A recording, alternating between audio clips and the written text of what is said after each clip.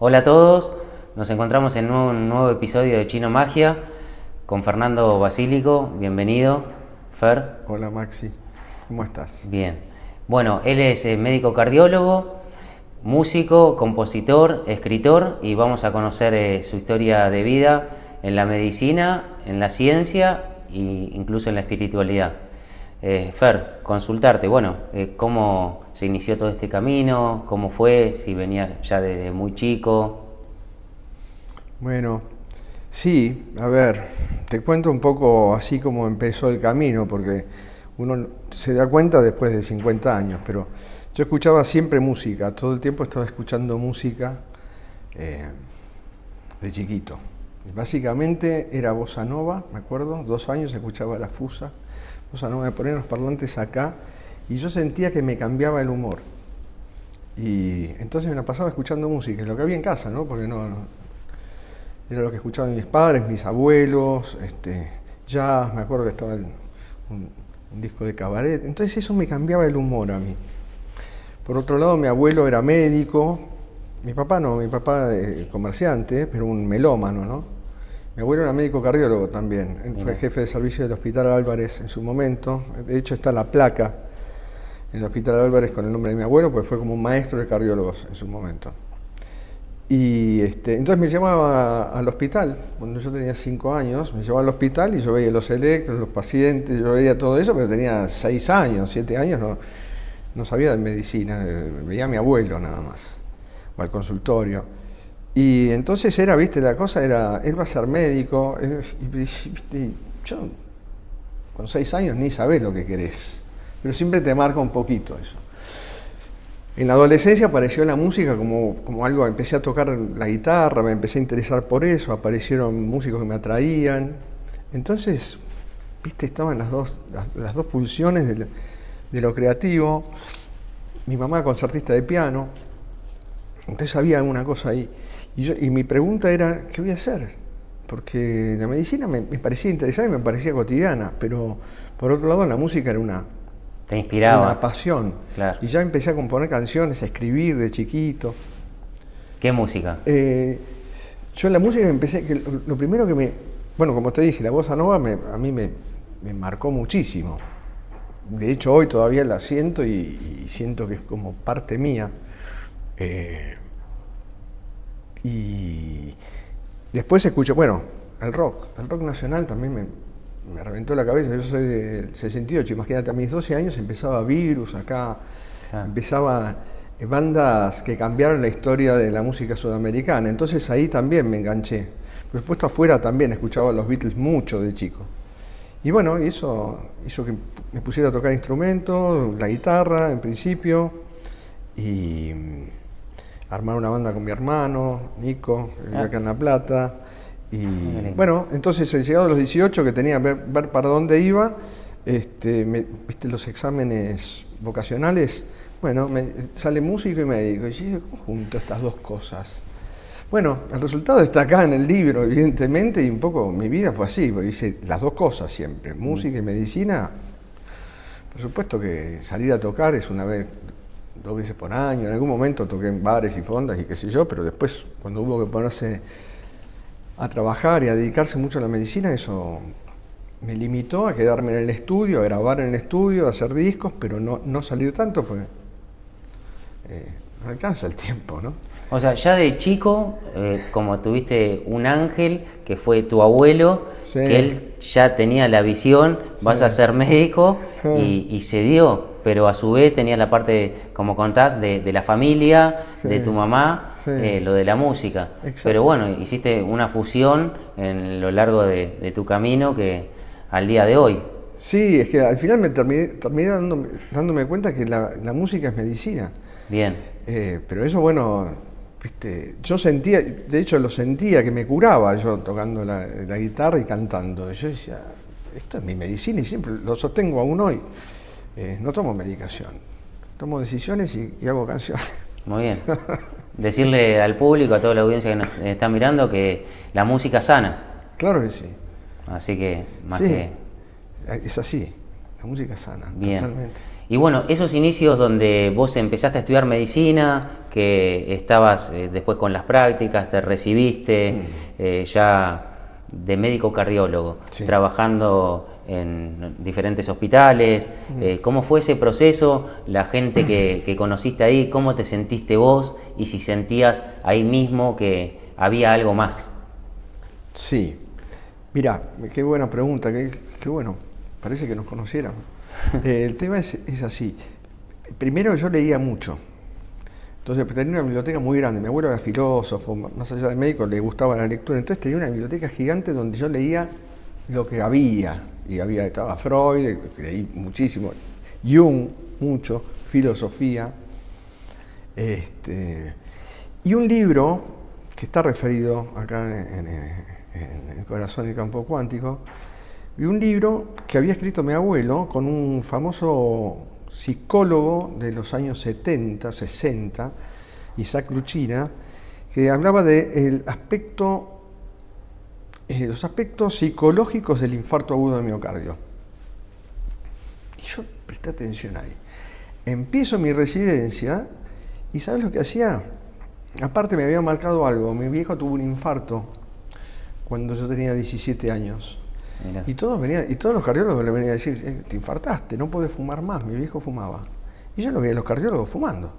Entonces yo decía, esto es tan loco. Si seguís fumando te vas a morir. Los tipos estaban con el pucho en la mano. Entonces ella ahí me hizo extraño, ¿no? Por lo menos un poquito, digamos, contradictorio. Bueno, años más tarde me di cuenta que la causa de su infarto fue otra, lo dejo para el libro, ¿no? Más allá de que el cigarrillo es un factor de riesgo, hay otras causas que son mucho más poderosas. Pero bueno, entonces me sentaba en la residencia, siempre me buscaban, porque yo estaba sentado con los pacientes preguntándoles qué les había pasado. Más que el colesterol, más que la urea, la función renal, el colesterol, si fumaban o no, si hacían deporte, yo les preguntaba qué les había pasado, cuál era el conflicto que habían tenido. Y todos te contaban una, todos. Así también haciendo clínica, también, todos te contaban una pancreatitis, una diabetes. Y yo buscaba ahí el detalle, ¿viste? De lo emocional que pegaba. Y no había leído a Hammer, no había leído biodecodificación, no había leído las 5 leyes biológicas, eso recién estaba investigando Hammer en ese momento. Pero bueno, yo estaba en ese lugar también, preguntando qué pasaba.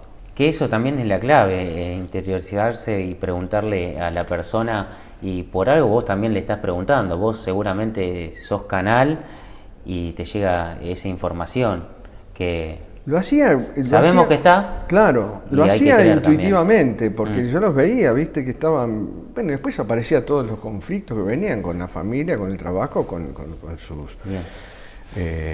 No sé, lo cotidiano que les generaba conflictos, y veía el resultado que era, bueno, la patología que tenía. Entonces ahí empecé a relacionar un poquito.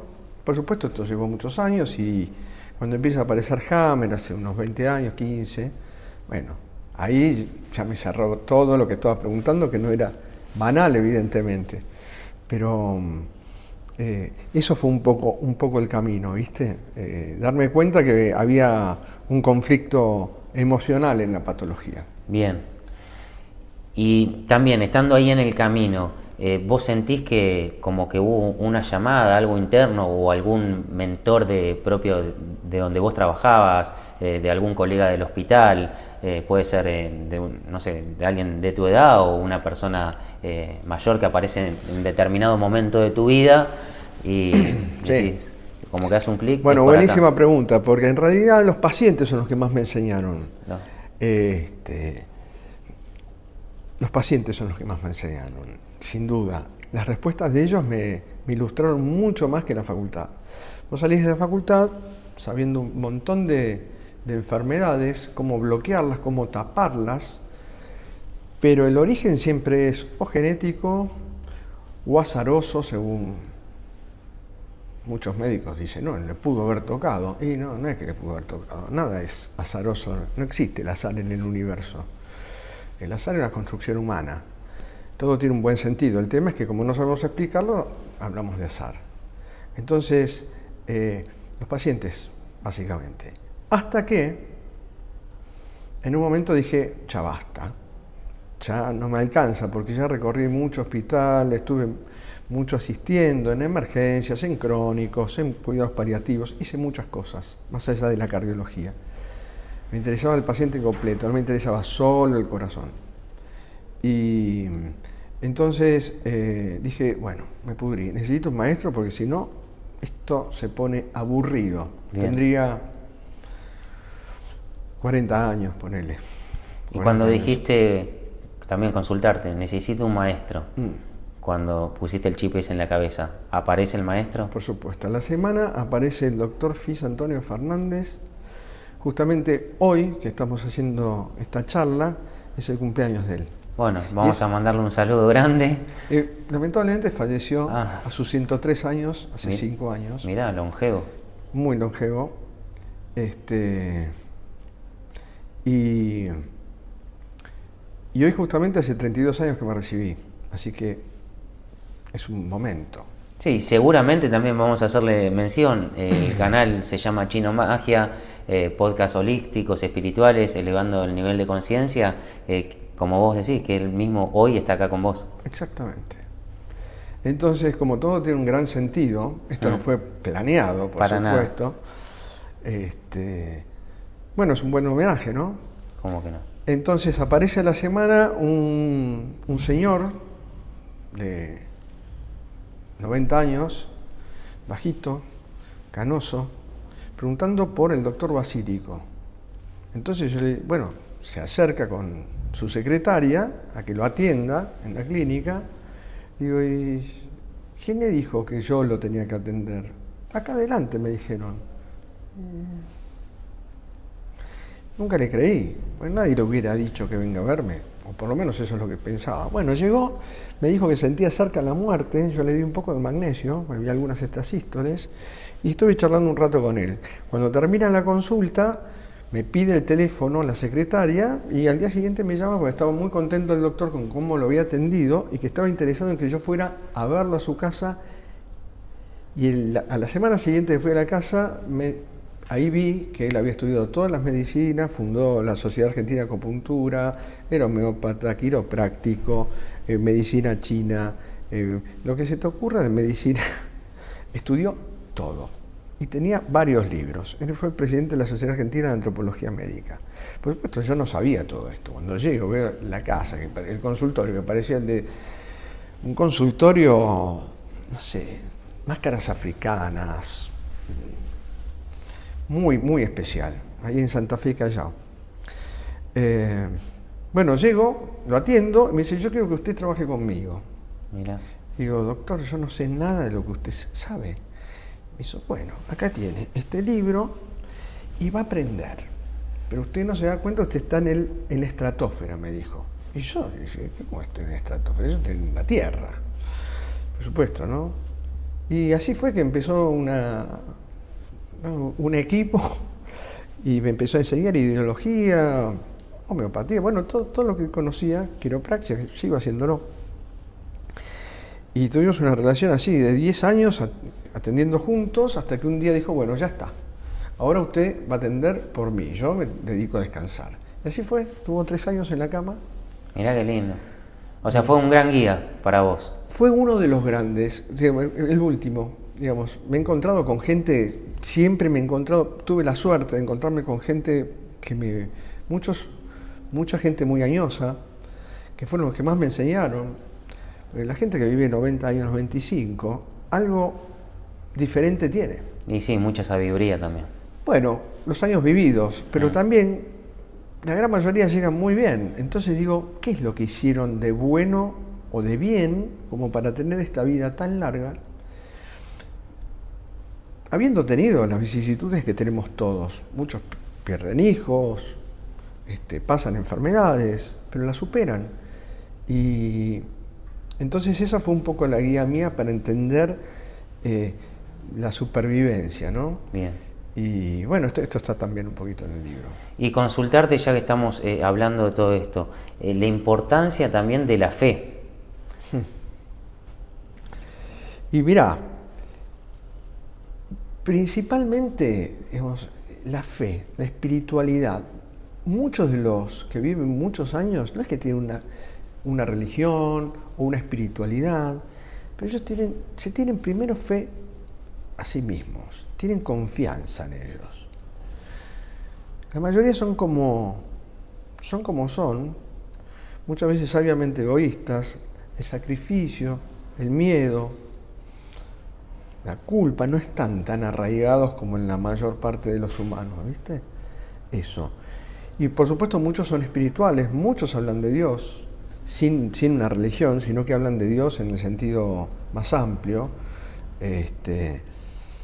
y logran una especie de distancia emocional que evita que en los momentos más difíciles hagan agua, ¿viste? Bueno, eso es lo que yo observé. Y ahí me di cuenta que sería más el corazón que la cabeza. Porque no es necesario ser muy inteligente, digamos, para vivir muchos años o estar sano, sino que hay que ser auténtico. Y es lo más difícil. Es más importante el sentir en el corazón que la parte mental. O sea, cuanto más sentimos y lo hacemos a corazón abierto, más vamos... Y mira, el corazón es un nodo de percepción, digamos. ¿Por qué creemos tanto en los animales? Pues los animales no juzgan, no tienen la mente, no utilizan el cerebro para razonar y para juzgar al otro. Simplemente son. Entonces eso lo tienen los animales, los niños antes de los 5 o 6 años, los locos. Los locos. O los borrachos, ¿no? Donde perdemos la mente. Por eso el ser humano siempre intenta apagar la mente desde tiempos inmemoriales, o sea, la meditación. Es apagar la mente para que aparezca ¿qué? Otras cosas que no son razonables, digamos. A veces la intuición, que es una idea sin un proceso de razonamiento, logra tener más certeza que un proceso de razonamiento. Entonces, ese campo de percepción es el corazón.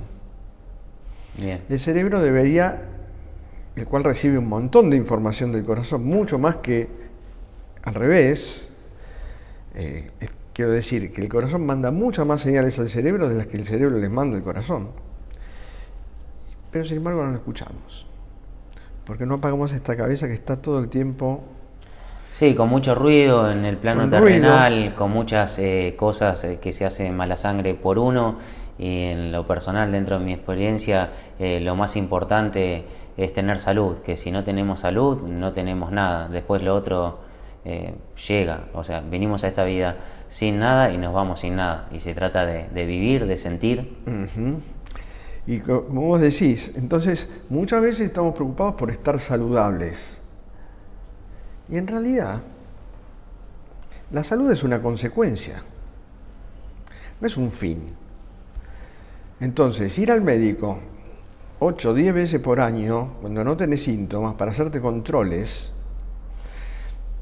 eso habla más del miedo que de disfrutar la vida. Bien. No digo que no haya que consultar, sino que lo que estoy intentando transmitir es que el miedo no es el camino para estar saludable, primero que nada, porque el miedo es mental. Sí. Sí, una barrera interna muy fuerte. Nos asustan todo el tiempo. Vos abrís un diario todas las mañanas, te va a decir las 5 frutas que nunca deberías comer, o el agujero de ozono, o el calor que va a ser, la alerta naranja, y te va a romper el auto con el granizo. Entonces todo el tiempo te están acercando el miedo para que vos ya salgas precavido, temblando, y si es posible que no salgas.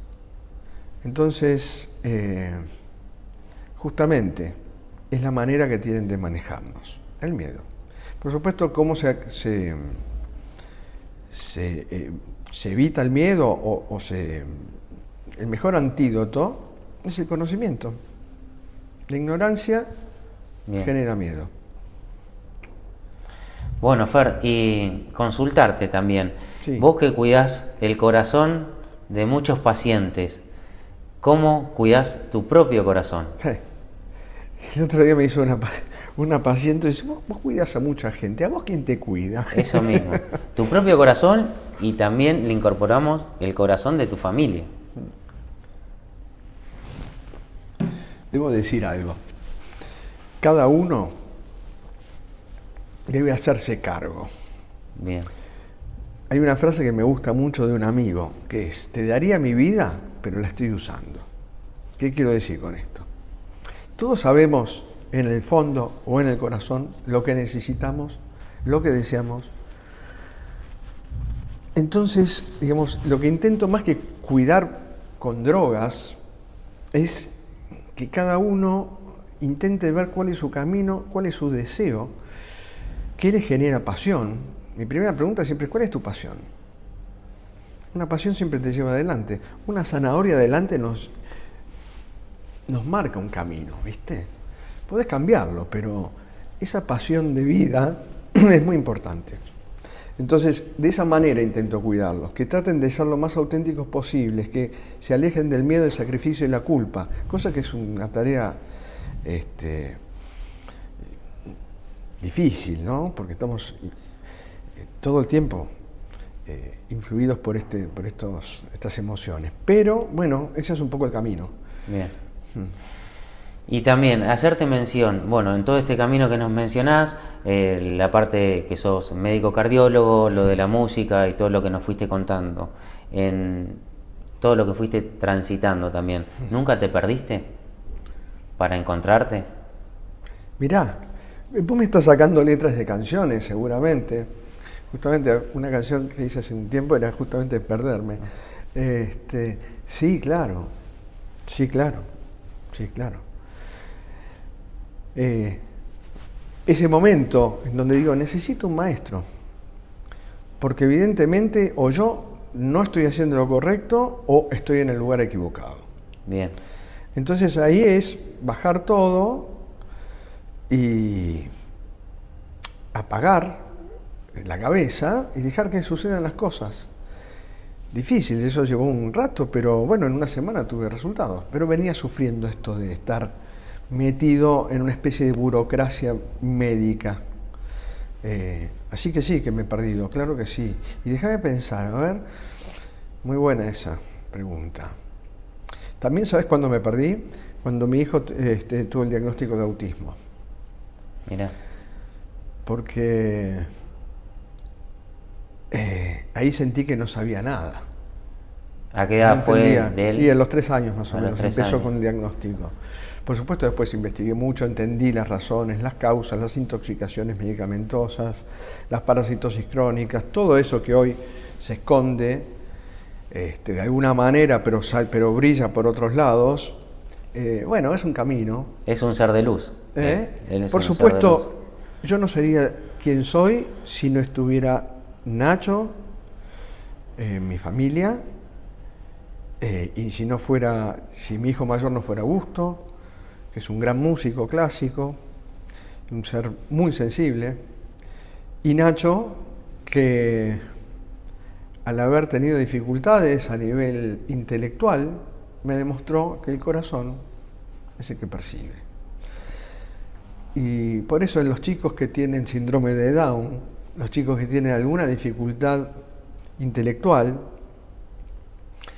tienen menos razonamiento, por eso están más en su corazón. Claro, ellos perciben todo. Por eso son tan amorosos. Estos chicos saben de quién es el otro. Ya lo perciben, no necesitan ni hablar ni verlos muchas veces, lo sienten. Es lo que hacen los animales, ¿no? Sí. Bueno, los chicos estos también, no tienen miedo. Entonces vos lo ves que se suben a una cornisa. No hay miedo.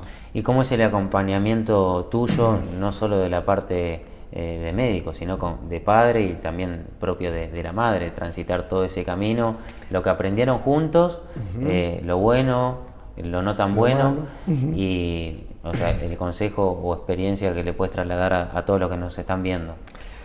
Primero que nada, sí, entender que no es algo genético, que no es algo, hay una tendencia, una predisposición tal vez por la familia, pero hay hay un montón de, digamos, de situaciones que pueden llegar a esto. Pero te imaginas que un cuadro que hoy ya tiene 1 cada 31 chicos tiene diagnóstico de autismo, la nueva epidemia. Esto no es una casualidad, esto no es una evolución natural, esto es una intoxicación medicamentosa a través de tóxicos, no voy a nombrar cuáles para qué. Está bien. Pero esto ya lo sabe la gente. Entonces, cuidar mucho a los hijos, investigar, estudiar, no quedarse con la primera palabra, no quedarse con las órdenes gubernamentales o de la Organización Mundial de la Salud. La intuición de la madre, fundamental. Hay caminos para salir, hay caminos para desintoxicar a estos chicos, múltiples, cada vez más afortunadamente.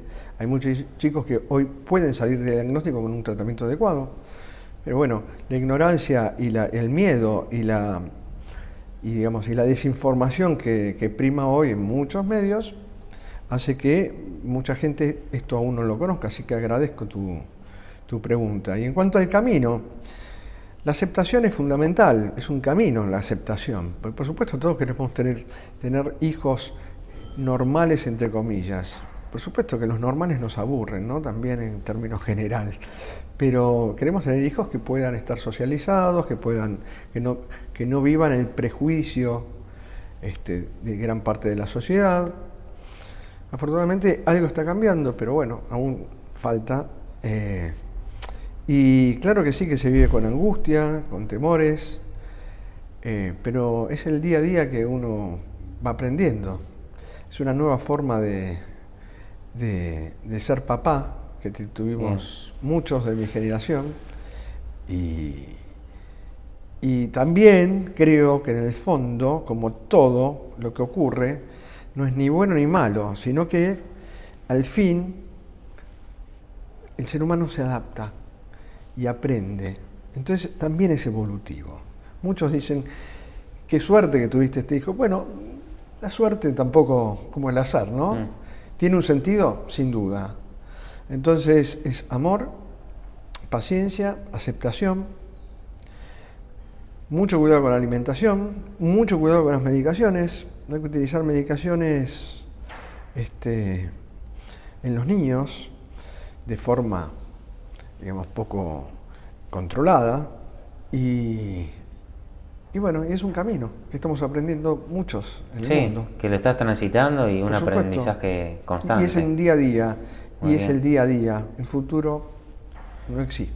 Y hacerte mención, que hablamos del camino donde se transita, es un aprendizaje, la parte que hablamos de la fe, y acompaño también. ¿Y los milagros? ¿Vos crees en los milagros? A ver, los he visto.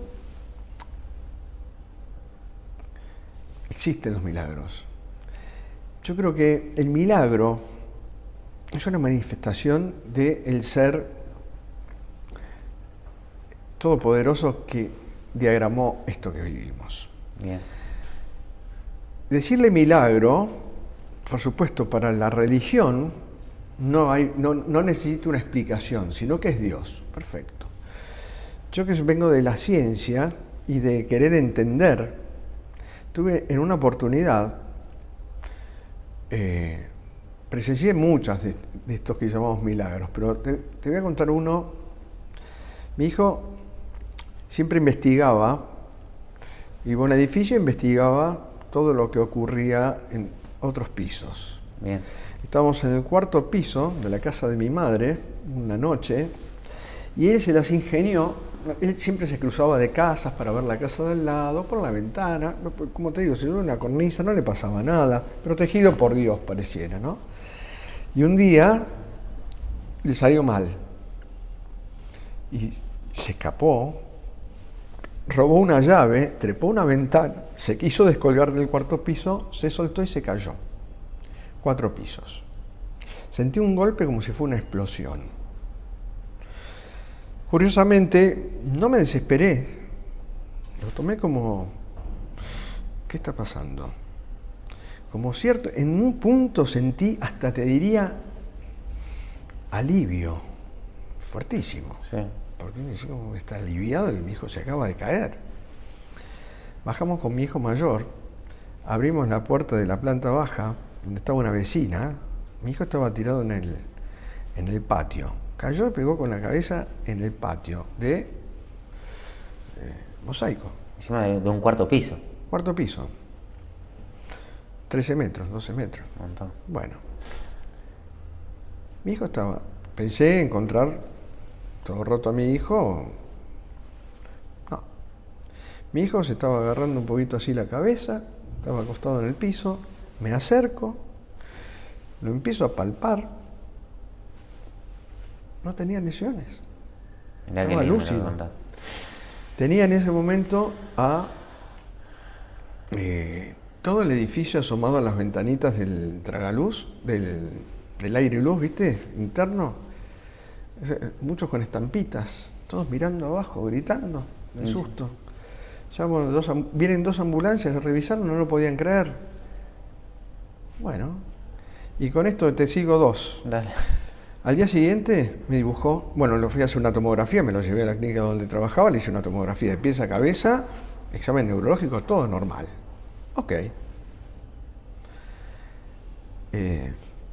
Al día siguiente me dibuja un ángel y le puso Gabriel. Mirá. Nunca tuvo formación religiosa. Nunca.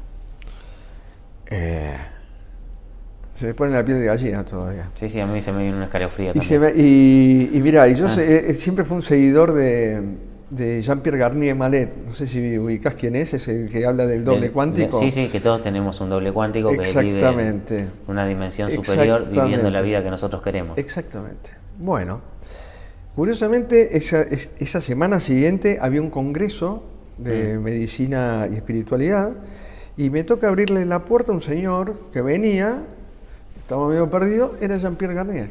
Mirá. Me lo encuentro de frente con la secretaria Carolina bueno, le cuento quién soy, le dije que yo leía mucho su libro, y me digo, ¿por qué no viene a hacer un curso conmigo? Que voy a dar un curso de 3 días. Bueno, voy. Relato esto que me pasó porque hacía una semana y no me lo explicaba. No, bueno, pero... Por supuesto que pero uno tiene fe, sí. pero bueno, yo quiero una explicación. Necesito una explicación porque necesito entender. Como científico, medio Santo Tomás es eso. Pero bueno, poner el dedo en la llaga, ¿viste? Cuando le relato esto, todo el mundo estaba así parado diciendo, ¿qué es esto? Lloraban muchos. Y me dice, me parece algo normal. Y yo, ¿cómo te parece algo normal? Sí. Ok. Bueno, cuénteme por qué. Y bueno, él me dice, yo le voy a explicar. Cuando no hay juicio, cuando uno no juzga, no tiene miedo. Eso te iba a hacer, sí. El doble cuántico, que tiene una velocidad supralumínica, tiene tiempo de acomodarse en esos 2 segundos. Tiene tiempo de acomodarse. O 3. Tiene tiempo de acomodar. El físico tarda 3 segundos. Para el doble cuántico, que tiene una velocidad supralumínica, pueden ser minutos. Ok. Si no hay miedo, ni juicio, ni análisis, él dice, Ana, ángel. Lisis, ruptura. Rompemos el ángel de la guarda. Ahí está. Yo cuando escuché eso dije, bueno, este es el hombre que viene a explicarme lo que necesitaba desde mi mente. Esa información, sí, que necesitaba saber. Desde mi mente, claro, racional. Y él me dijo, yo varias veces me he chocado de frente, yo me relajo, se rompe todo el auto, yo veo todo en cámara lenta y yo no me hago nada. Claro, están sin los miedos. Y estos relatos son muy conocidos, chicos que caen de 10 pisos, bebés que caen de 10 pisos, no hay juicio. Por supuesto. Bueno, fíjate, una persona que está borracha, viene un auto por ahí, lo levanta, cae y no le pasa nada. O el que está durmiendo en el auto, todos chocan, se mueren los que estaban despiertos, el que estaba durmiendo, sí, no están hay en juicio. otra dimensión, en otro estado. Exactamente, está protegido por el doble cuántico. Y hablando del doble cuántico, Sí, claro. ¿vos derivás? ¿Derivo? Sí, derivar es que, o sea, que todos tenemos el doble cuántico, Sí. que, viste, o sea, nosotros estamos en este plano terrenal, Sí.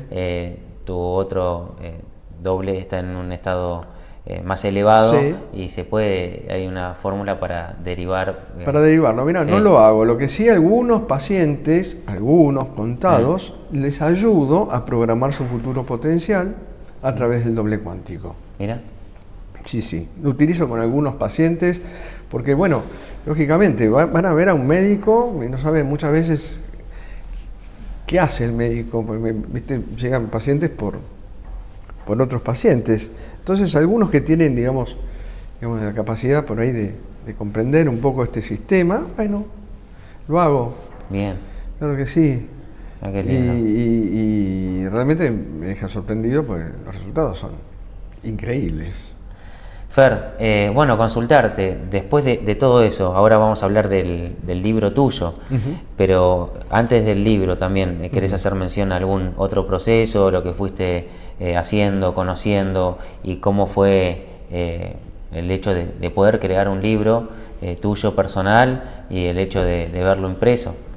¿Cómo fue también? Bien, sí. Escribo hace muchos años, digamos, siempre estoy escribiendo. Durante el encierro obligado por ese virus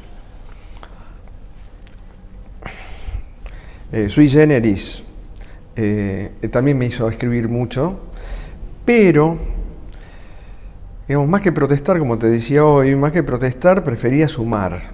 Y entonces, a través de los años, haber visto tantos corazones sufrientes, o cabezas sufrientes y corazones silentes, no escuchados, me puse a escribir acerca del corazón, pero así, notas, siempre yo escribo en forma desordenada.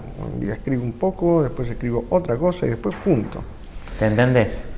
Claro. ¿De qué forma? Sí, porque me paja, en realidad no es que yo me planeo. El arte, bueno, acá habla un poquito de esto, ¿no? ¿Cómo se escribe? Y bueno, se escribe soltando la mano y la mente. Entonces aparece información. Por supuesto, algunas cosas más pensadas para organizar. Entonces empecé a escribir el libro hace unos 3 años y pico, 4. Y mirá qué interesante. Tengo amigos músicos, hay un amigo, un músico conocido, no lo voy a nombrar para respetarlo, pero él hizo un disco que, un poco a través de las charlas que tenemos siempre, que le puso De la cabeza al corazón. Él había sacado un disco con su banda y se llamaba De la cabeza. Entonces decidió decir, bajamos de la cabeza al corazón. Ok. Me invita a ver al estudio su trabajo y charlando, hermoso disco por supuesto, charlando con el productor, me dice, hablan de que soy cardiólogo, y me dice, yo tengo un tío que descubrió un hueso del corazón. Yo, ¿cómo un hueso del corazón? No me digas esto, estoy escribiendo un libro del corazón y no sé que hay un hueso. Ok. Bueno, ¿cómo se llama? Jorge Trainini. Ok, googleo. Esto te habla hace 2 años. Googleo. Soy un caradura, yo entonces lo veo, Jorge Trainini, cirujano cardiovascular, de acá del Hospital Evita. Y le escribo, digo, me interesa, usted está haciendo un trabajo, descubrió un hueso en el corazón, aparentemente, bueno, quiero saber de esto, porque me interesa. ¿Cómo no? Mucho gusto, nos encontramos en tal lado, vamos a charlar, desayunamos. Y me encontré con un poeta, me encontré con un artista, me encontré con un cirujano de muchos años, ya jubilado, que continuó el trabajo de un español que descubrió que el corazón es una doble hélice, que es un solo músculo que se enrosca en doble hélice en los primeros 21 días de gestación. Entonces, él lograba, este español lograba estirar el músculo del corazón, diseccionándolo, pero es un solo músculo. Y este hombre falleció en el 2005. En el 2010, el doctor Jorge Trainini va a la casa de este español, ve su trabajo y dice, ok, se hace la pregunta del millón. El corazón está flotando en el medio del pecho, en el mediastino. ¿De dónde se agarra si todos los músculos se agarran de un hueso? Entonces, volvió con esa inquietud. Diseccionó a través del método de Torden-Wasp miles de corazones de todo tipo de mamíferos y descubrió el hueso del corazón. Mira. Algo desconocido en 2500 años de cardiología. Descubrió que el corazón también succiona. Nunca se supo que el corazón succionaba sangre. Entonces, eso hizo que tardara un año más en terminar el libro. Porque sumándole a toda la parte espiritual, hemodinámica, de frecuencia, de pulsos de luz, de vórtices de energía, yo tengo que tener una base científica y física para lograr esto. Bueno, el hueso del corazón es parte de esta anatomía y la doble hélice también. Entonces ya se pone mucho más interesante. Y por supuesto con Jorge Trainini nos seguimos juntando, seguimos investigando. El hueso finalmente del corazón, que se llama fulcro de Trainini, es una unidad electromecánica fundamental para la actividad cardíaca, cosa que está descubierta hace 4 años o 5, y no más. Y pocos cardiólogos hoy en día hablan de esto. Entonces imagínate si no me encontré con cosas en el camino, y por supuesto que siguen apareciendo, por lo cual tendré que extender el libro en la próxima edición. Bueno, pero muy bien, siempre investigando, yendo por más, y no es que te quedas como... Es que aparece, pues viste, cuando el que busca encuentra, es eso lo que ocurre. Y la música, y acá quería referir, la música me unió. Hiciste una fusión. Porque al final terminé dándome cuenta que el corazón, que late, tiene sonido, frecuencia, pulso físico, es lo mismo que la música. Sí, hacer la mención al público de que somos energía, frecuencia y vibración. Exactamente, Tesla lo dijo hace más de 100 años, pero bueno, recién ahora estamos empezando a vislumbrar. Bien. ¿Qué querés que le muestre el libro? Podemos mostrarlo si querés, como no, con mucho gusto. El libro de Fernando Basílico es El corazón y el campo cuántico. Ahora, bueno, vamos que nos comente toda la información, cómo comenzó, dónde lo pueden conseguir para adquirirlo. La verdad es que se les recomiendo, es muy bueno, así que si están disponibles lo pueden conseguir. ¿Cómo no?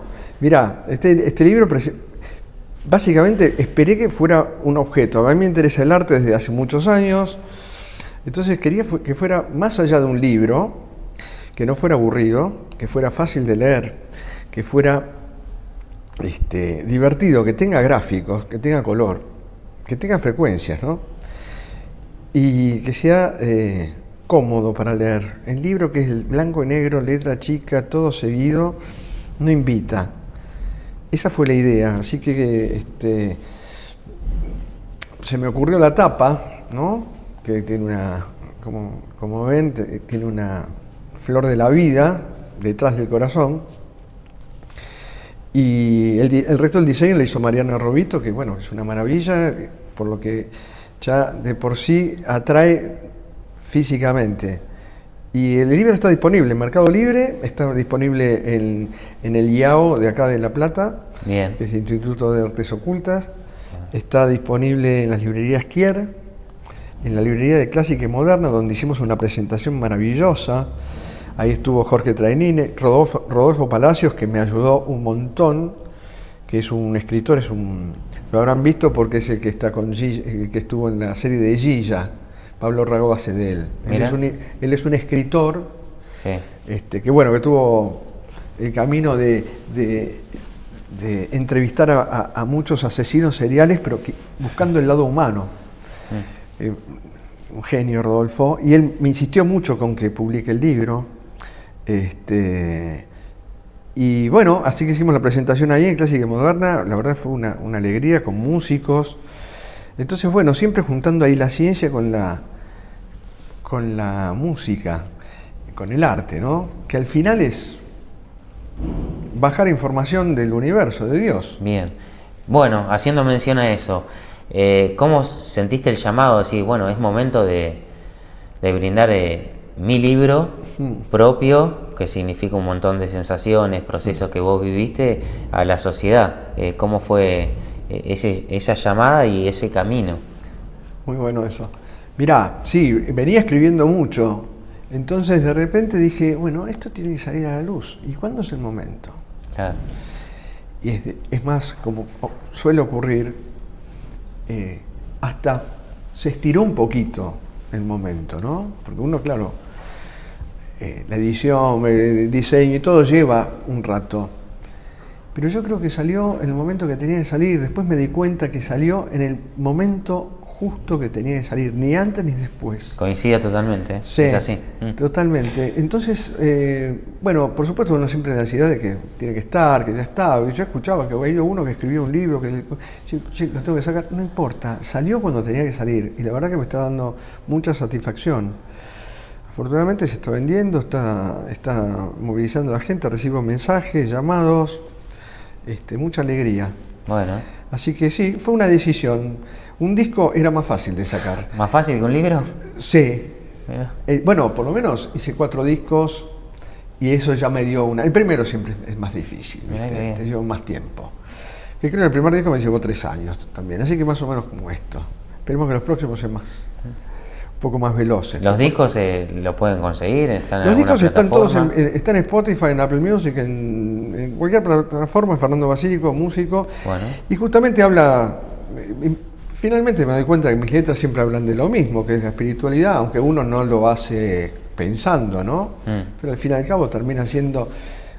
Uno se termina repitiendo. E insistiéndose. Bueno. Comentarles al público el proceso de crear el libro, ¿cómo es? O sea, nos hiciste mención que tuviste la diseñadora, pero vos lo querías, la verdad está muy lindo el formato, la calidad de la hoja, o sea, no es algo convencional, sino que hay mucho amor también. Sí. Pero explicarle a los que están atrás de la pantalla que quieren como la parte impulsiva de transmitir algo a través de un libro propio de cada uno a la sociedad, ¿cómo se hace? Primero, bueno, tener la idea de la necesidad de escribir, porque no es una idea, esto es parte de una necesidad de transmitir lo que uno conoce. Por supuesto, siempre está el prejuicio personal, decir, bueno, ¿servirá esto? No, bueno, a mí me ha servido. Entonces, es eso, abrirse. Todos tenemos algo para decir, sin duda. Y tal vez no es propio, es parte de una información que todos manejamos de alguna manera. Y bueno, y después el trabajo arduo es todo lo que no tiene que ver con la escritura, ¿no? Que es el orden, que es todo lo que trabajan los diseñadores, elegirle el tipo de hoja, pero bueno, busqué que fuera un formato e independiente también, porque considero que el camino independiente, si bien es un poquito más arduo, da ciertas libertades que uno no tendría de otra manera. Bien. En la música también es así, pero bueno, uno busca más que el éxito, transmitir, que llegue, que sea como uno quiere, y es hecho con amor básicamente, porque es como, no es tanto como un hijo, pero es algo similar. Bien.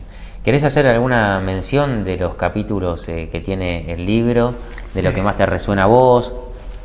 Mirá, el libro es bastante sencillo de leer, de hecho está hecho para gente lega, ¿no? Que no entiende de medicina, porque si no nos quedamos limitados.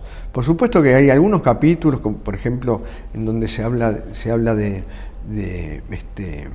algunas cosas técnicas como las frecuencias, etcétera, si bien están explicadas, por ahí pueden costar un poquito. De todas maneras, lo que invito es que a que no se lea en forma lineal, sino que se lea más en forma intuitiva.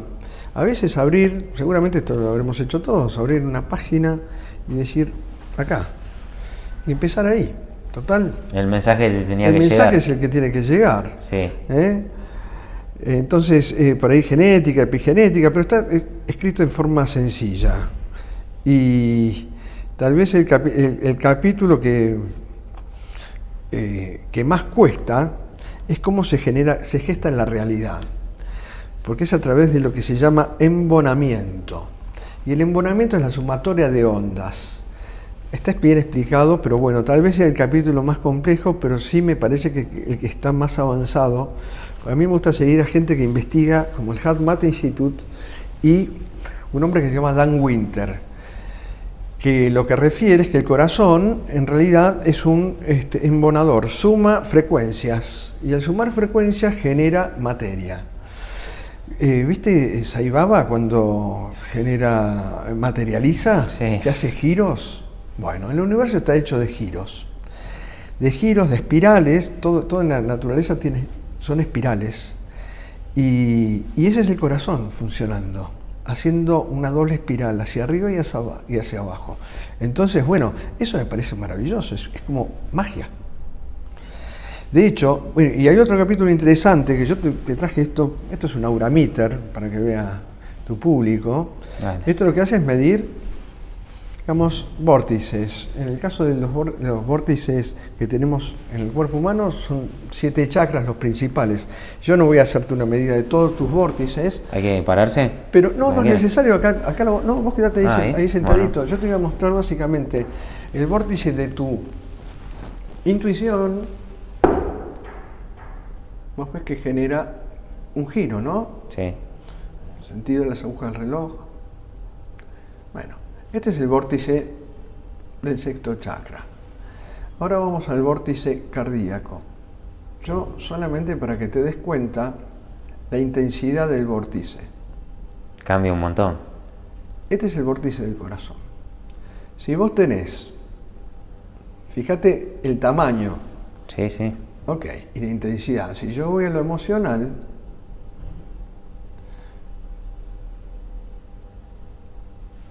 no va a aumentar su amplitud. ¿Ok? No voy a seguir, evidentemente estás alineado. Gracias. Pero, digamos, fíjate que el vórtice más importante es el chakra cardíaco. Y eso es energía electromagnética, medible con magnetómetros, etc. El corazón genera electricidad, somos electricidad. Y si hacemos un electro en ambas extremidades, sin poner nada en el pecho, tomamos electricidad. Es un electrocardiograma. Bueno, el magnetocardiograma lo que hace es tomar la energía electromagnética. Eso ya no se usa, se usaba hace muchos años, pero por supuesto que eso va a volver, porque necesitamos dimensionar la energía electromagnética del corazón. ¿Y sabes qué? Eso genera el campo electromagnético humano. Y eso se siente. Lo sienten las personas, los animales, las plantas, nuestra computadora cuando se apaga o se cuelga cuando estamos de mal humor. Entonces, entender que hay una forma de conectarnos sutilmente. Lo que no se ve, lo esencial es invisible a los ojos, decía el Principito, ¿no? Sí. O el zorro del Principito. Bueno, buscar ahí, en lo sutil, me parece que es el camino de la ciencia hoy.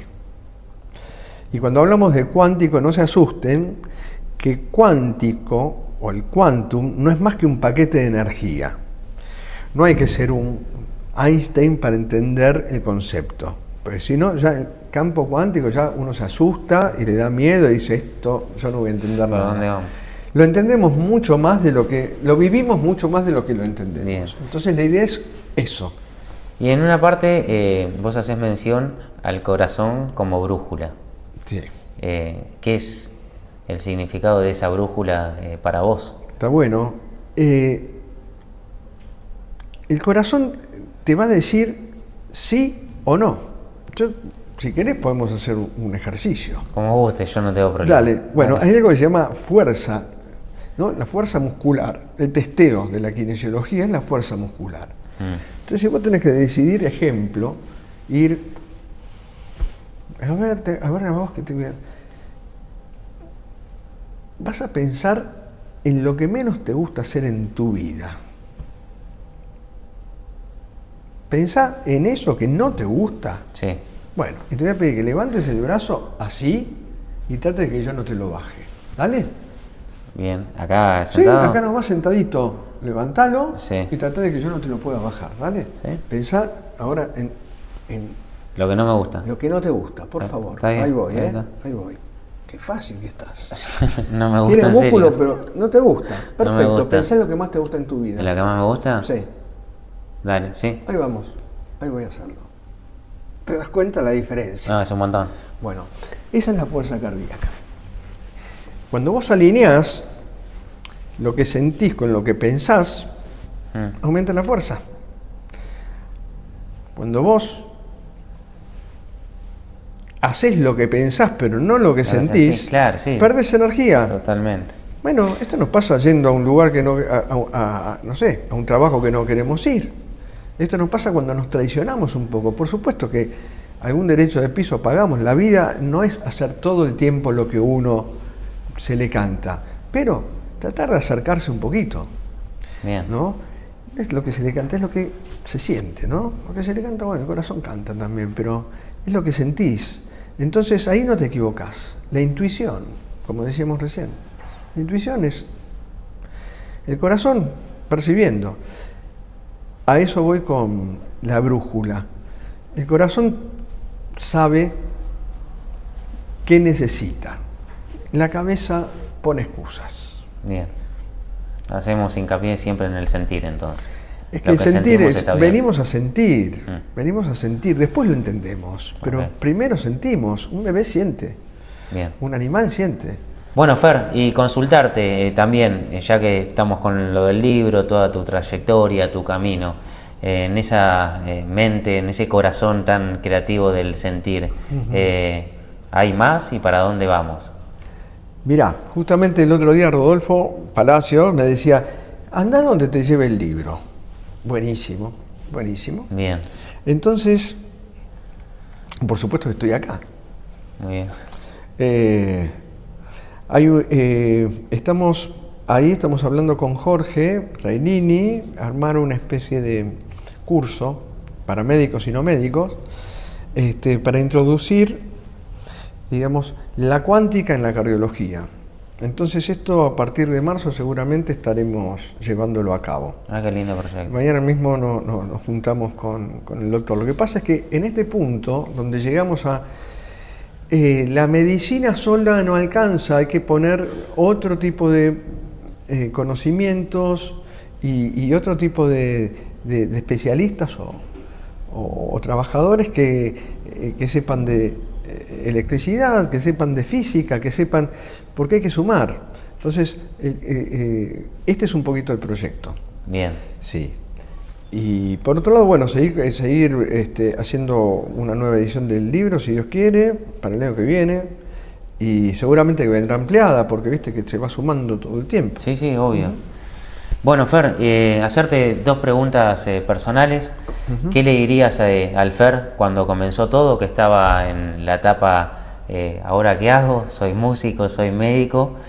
Y la otra pregunta, ¿qué le decís a un Fernando actual, al día de hoy? Mira vos, qué buenas preguntas que haces, Maxi. Mira, al Fer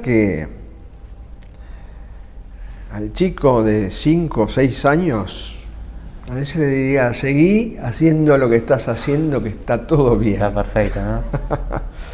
Claro, la aprobación porque viste, cuando haces un camino que es propio, aunque por supuesto que tiene cosas metidas de la familia, etcétera, pero hay una cosa de rebeldía, viste, que a veces te hace zozobrar un poquito, porque no está interesante. O por lo menos no es muy cómodo hacer lo que uno siente. Más si quieres que te aprueben, ¿no? Y cuando vos vas por la aprobación, ahí es donde te esquiva la aprobación. Entonces seguir haciendo lo que vos sentís, así que eso le diría al chico ese. Seguí jugando. Una vez mi hijo mayor, Augusto, me dijo una frase maravillosa. Tenía 4 años y le pregunta a un señor, ¿qué vas a hacer cuando seas grande? ¿Sabes lo que respondió? Lo que estoy siendo. Y eso es una respuesta de un sabio. Lo que pasa es que los chicos son sabios hasta los 5 o 6 años, después los reventamos en el colegio, ¿viste? Claro, que están en alfa. Y después cuando viene el otro, sí, se pierde. Exactamente. Y al Fer de hoy,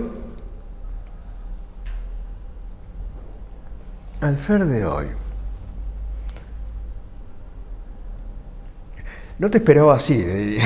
No te esperaba que fuera así, pero le diría, no te comas la curva. Y le diría,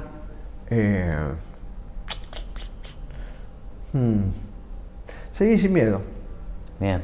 Que eso es un poco, ¿viste? Porque siempre hay miedo a que te juzguen, te acepten, no te acepten. Bueno, eso. ¿viste? El miedo se mata con conocimiento. Bien.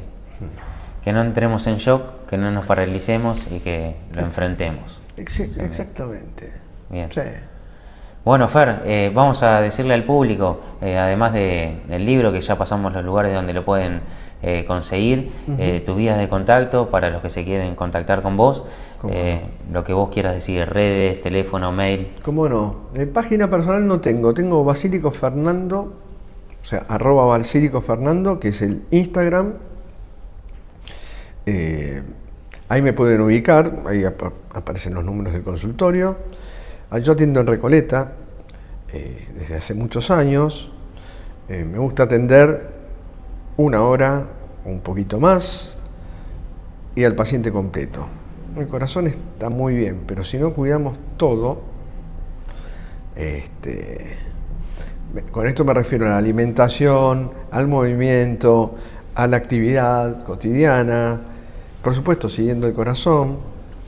Y bueno, eso básicamente, y próximamente estaremos dando algunas charlas, siguiendo con las presentaciones del libro, pero dando unas charlas referidas al libro para terminar de ajustar los conceptos que están presentados acá en forma clara, pero que muchas veces podemos expandir y podemos ir mejorando día a día. Bien, que de eso se trata. Así y es. también consultarte, vos haces mención al consultorio en Recoleta. Sí. ¿Es sí o sí de forma presencial o también está la posibilidad de contactarse con vos y hacerlo de hoy por hoy, viste, la tecnología de forma Sí, virtual? claro que sí. Mira, hago algunas consultas por Zoom en el exterior. Ah, bien. Viene mucha gente del interior del país, vienen a verme, pero por supuesto entiendo que está en el exterior y no puede tener una cotidianidad. Hago algunas consultas al exterior, no es lo que más me gusta, pero evidentemente, viste, los tiempos han cambiado. También sí hago consultas virtuales, así que me ubican en Instagram, estoy en Facebook, es Fernando Basílico, Bien. que es un poco viejito Facebook, pero está. Y mi mail es fbasilico7@gmail.com. Bueno. Es una forma también más antigua, pero no deja de ser. No, está bien, que la gente útil. que lo esté viendo de la forma que sea y que tiene que llegar vos, va a llegar y se pueda contactar. Fer, agradecerte de corazón, gracias. Un placer enorme que estés acá. Agradecer también y hacer una mención especial a IAO, Instituto de Artes Ocultas, en la ciudad de La Plata, a Linet, que ella fue puente para que podamos conocernos y realizar esta charla. Agradecerle a todo el público de Chino Magia, gracias de corazón, y bueno, nos vemos en otro nuevo episodio. Los que les resuena el programa se pueden suscribir a través del canal de YouTube, que es @chinomagia, es totalmente gratuito y lo pueden compartir con las personas que desean. Un saludo muy grande, que tengan linda semana.